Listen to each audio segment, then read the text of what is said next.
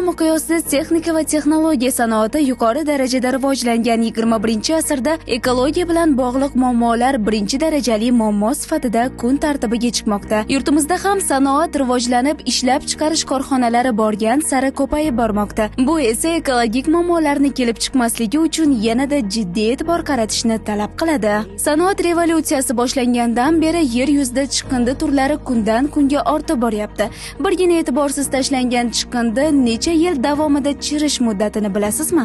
Bilmasangiz ekran yoniga yaqinroq keling, bundan siz ham hayratda qolasiz.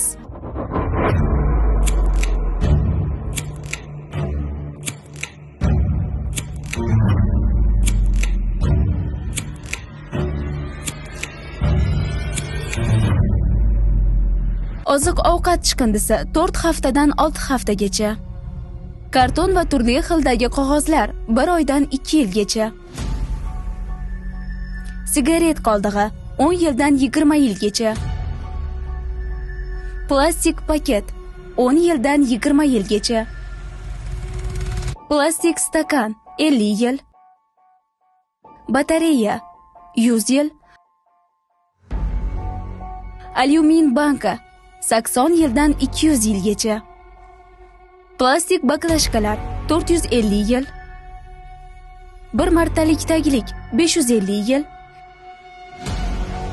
Shisha 1 million yil yoki umuman chirimaydi.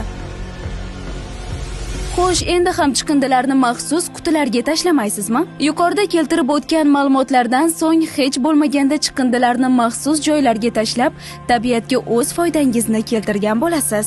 Ekologiya va atrof muhitni yaxshilash, hech bo'lmaganda bugungi holatni saqlab qolish har birimizning birinchi galdagi vazifamiz bo'lmog'i zarur. Tabiatni asrash, atrofimizni toza-ozoda saqlash, chiqindilarni berilgan joylarga tashlash, suv havzalari va yashil hududlarga zarar yetkazmaslik har birimizning burchimizdir.